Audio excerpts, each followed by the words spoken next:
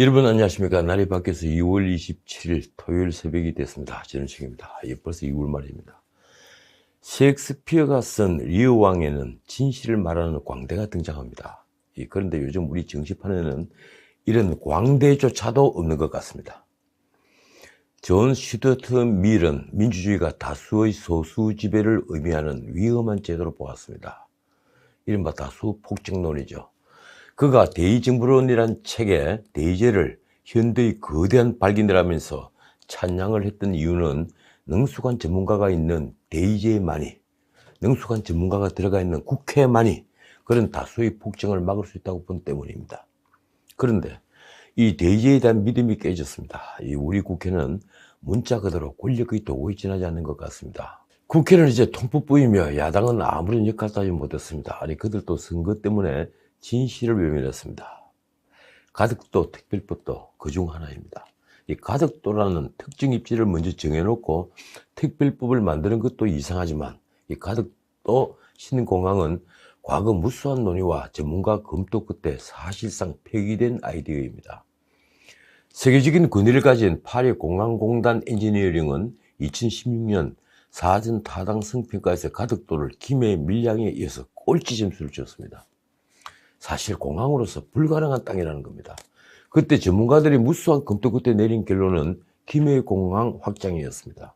그런데 오구돈의 성추행으로 부산시장 보궐선거 변수가 발생하자 권력에게는 선거 분위기를 일시에 바꿀 역전의 한 방이 필요했습니다. 그게 바로 이미 죽어있던 가덕도 신공항을 살려내는 것이었습니다. 그 뒤로는 속전속결이었습니다. 지난해 11월 17일 총리실 김해 신공항 검증위원회는 동남권 관문공항으로서의 김해 신공항 추진은 근본적인 검토가 필요하다는 결론을 발표했고, 민주당은 기다렸다는 듯이 김해 신공항을 백지화하면서 가덕도 특별법을 발의했습니다. 말하자면 성범죄를 가덕도로 덮는 전략입니다. 대한민국 국회의원들, 이 흑역사에 이름이 오르는 게 두렵지 않은 걸까요? 야당도 반대하지 못했습니다. 더 적극성을 보였습니다. 부산 시민이 압도적으로 가덕도를 찬성하고 있기 때문입니다. 김태년 민주당 원내대표는 가덕도 신공항을 되돌릴 수 없는 국책사업이 되도록 법제화할 것이라고 말했습니다. 그리고 어제 국회는 본회의에서 가덕도 신공항 건설을 위한 특별법을 의결했습니다. 제적 229, 찬성 181, 반대 33, 기권 15입니다. 역사는 이 법안에 찬성한 의원들의 이름을 기록할 것입니다. 이로써 무려 28조가 넘는 돈이 들어가는 가덕도 신공항이 이제 현실화됐습니다. 민주당이 국민 혈세를 낭비했다며 아직도 물고 흔들고 있는 4대강 정비 사업은 22조가 들었는데 그보다 적어도 6조 원 이상을 더 쓰는 가덕도 신공항은 놀랍게도 예비 타당성 조사까지 면제하고 사전 타당성 조사도 간소화하도록 했습니다. 태풍의 길목에 이 바다를 매립해서 활주로를 만드는 이 기적 같은 가덕도 신공항이 거대한 사기극이 되지 않을 확률이 얼마나 될까요? 곧 대표직에서 물러나는 이낙연 민주당 대표에게도 이 특별법은 어쩌면 자신의 치적으로 될 것입니다. 법안이 통과되자 그는 기자회견을 열고 부울경 시도민에게 가덕도 신공항 특별법 소식을 맨 먼저 보고 드린다면서 이렇게 말했습니다. 희망 고문은 끝났다. 이 가덕도 신공항은 다시 되돌아갈 수 없는 기정사실로 굳었다. 희망 고문이라고 표현할 정도로 꼭 필요한데도 정치적 이유로 그동안 버려두고 있었다는 말인가요? 이 대표는 김영춘을 비롯한 부산시장 예비후보들에게도 축하드린다고 했습니다. 이 특별법이 선거용임을 부인하지 않은 겁니다. 그래서 이 대표의 다음 말은 더욱 연극의 대사처럼 제게는 들렸습니다. 이제 부산은 운명을 바꿀 수 있게 됐다. 부울경은 새로운 미래를 맞게 됐다. 대한민국 또한 새로운 미래를 설계할 수 있게 됐다. 이 대표 말대로라면 가덕도야말로 우리 미래를 확 바꿀 수 있는 국가적 묘책인데, 그렇다면 지난 4년간 민주당은 뭘 하다가 성추행 사고로 보궐선거가 벌어지자 이 난리를 치른 겁니까? 이 가덕도 신공항 특별법에 대해 어제 말씀드린 대로 기재부도 국토부도 법무부도 반대 의견을 냈습니다. 청와대와 집권 여당이 추진하는 것을 관료들이 반대한 것입니다. 예비 타당성 조사를 민지하는 것부터 적정 절차를 무시하고 졸속으로 진행하는 것까지 문제는 한두 가지가 아닙니다. 그런데 야당은 반대하지 않았습니다. 오히려 더 적극적이었습니다. 김종인 위원장은 한수 더 떴습니다. 그는 가덕도 신공항에다 한일 해저 터널까지 공약으로 내세웠습니다. 지난 총선 때 재난지원금 규모를 두고 여당이 50만 원 주겠다고 하자 그럼 우리는 100만 원 준다고 외친 것을 연상하게 했습니다. 그러다가 선거에 참패했죠. 야당이 찬성하는 게 정말 가덕도 신공항이 절대적으로 필요하기 때문일까요?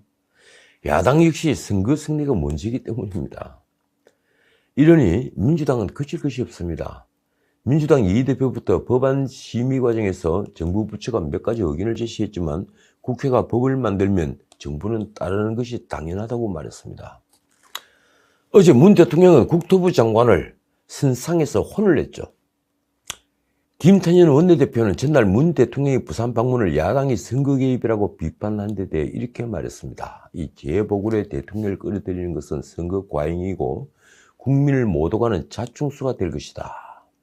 이 어무론적 시선으로만 본다면 북풍 한파도 따뜻한 날씨도 모두 선거용이 된다. 그래서 이게 어무론입니까?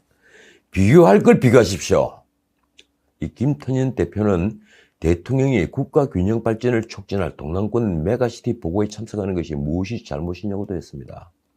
가슴에 손을 얹고 대답을 해보십시오. 과연 메가시티 때문입니까? 아니면 가덕도 신공항 선거운동으로 간 것입니까? 정말 과연 그런가요? 이틀 전 보궐선거를 41일 앞두고 1년 만에 부산을 찾은 문 대통령은 정말 메가시티 보고회 때문에 간 것입니까? 그가 부산시장 선거 때문에 간 것은 삼척 동자도 알 일입니다. 5년 전 김해 신공항으로 최종 확정한 정부안은 아직 그대로 살아있는데 문 대통령은 가덕도에서 신공항이 세계적 물류 허브가 될 것이라고 말했습니다. 그는 가덕도를 묵은 수군 사업이라고도 했습니다. 가덕도와 푸른 바다는 저 멀리 하늘과 맞닿아 800만 부산, 울산, 경남시 도민들과 함께 새로운 도전을 꿈꾸고 있다. 정말 문학적 표현입니다. 대통령의 이 문학적 표현의 감탄에 앞서 충격을 받은 사람은 저만은 알 겁니다. 이건 너무 노골적인 대통령의 선거 개입입니다. 언론은 모두 일면 헤드라인으로 이 선거 개입을 다뤘습니다. 조선일보 헤드라인은 이렇습니다. 이 가덕도 보니 가슴이 뛴다는 문 대통령. 이 동아일보는 가덕도 총출동한 당정청. 야, 선거 개입 비판이란 말이죠. 중앙일보는 부산 선거 41일 앞둔 문 대통령 가덕도에 배 띄웠다.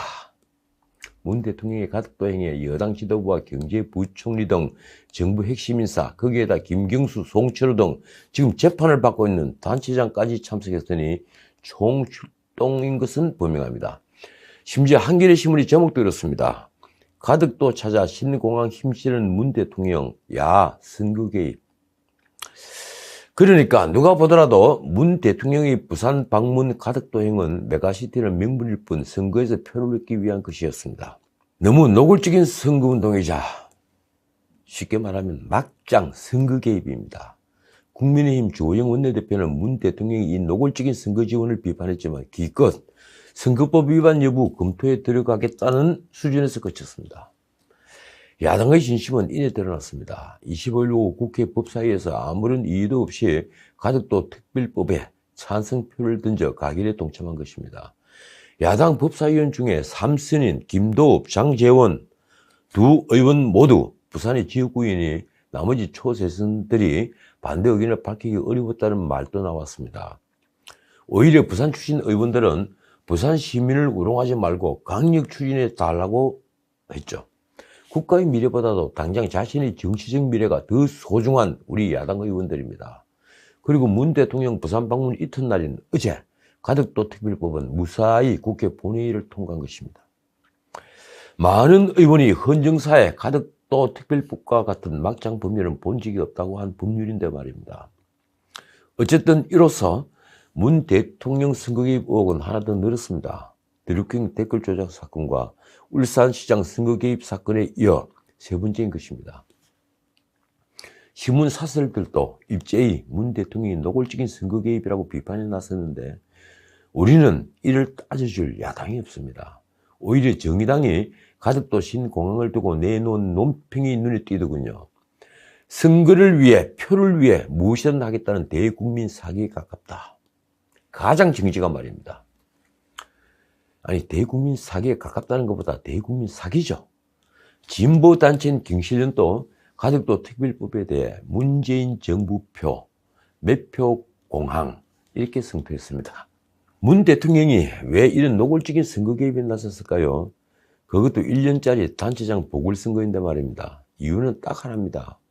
남은 1년 2개월 레임덕이 두렵기 때문입니다. 사실 집권 5년차에 들어서면서 문 대통령에게는 본격적인 레임덕이 이미 나타나고 있습니다. 문 대통령은 노무현 정부의 레임덕이 오면서 열린우리당이 어떻게 무너졌고 어떻게 난파선이 되었는지 옆에서 지켜본 사람입니다. 그는 그게 두려운 것입니다. 단지 대통령이 영이 서지 않는다는 게 아닙니다. 대통령이 권위가 무너지는 것인데 이 현상은 누가 만든 것일까요? 저는 문 대통령이 자초한 것이라고 생각합니다. 지금 문 정부의 레임덕은 노무현 정부의 레임덕과 너무 흡사합니다. 노무현 대통령은 얼치기 좌파인 386들에 둘러싸여 편가르기로 자신을 던진 노빠의 대통령으로 만들었습니다. 당시 탄돌이라고 불리던 탄핵 역풍에 만든 열린우리당 초선들은 밥그릇으로 군기를 잡으면 가만두지 않겠다며 자신들이 개혁 주체인 것을 자부했습니다. 그들이 앞에 거칠 것이 없는 것처럼 보였습니다. 요즘 강경파 초선 의원들처럼 말입니다. 이 임기 말이 가까워오자 제일 먼저 관료들이 말을 듣지 않기 시작했습니다. 처음에 노 대통령이 호위무사를 자처했던 의원들도 이 부동산 정책 실패 등으로 민심 위반이 계속되자 노 대통령에게서 등을 돌렸습니다. 난파선에서 먼저 뛰어내리려 아우성을 쳤죠. 대선을 5개월 남긴 2007년 8월경에는 여당의 정권 재창출을 믿는 사람은 이미 아무도 없었습니다. 지금 대선 1년 전이니 레임덕이 아니라도 권력의 힘이 급격히 떨어질 시간이 됐습니다. 레임덕은 통치자의 임기가 정해져 있는 모든 정부에서 벌어지는 현상이지만 대중의 지지를 잃은 정부에서는 더욱 걷잡을 수 없습니다. 그래서 레임덕이 시작되면 통치자는 더욱 자신의 열성 지지자들에게 기대게 됩니다. 문 대통령은 어떨까요? 그는 지금까지 열성 지지자들, 대깨문들, 586들에게 둘러싸여 있었습니다.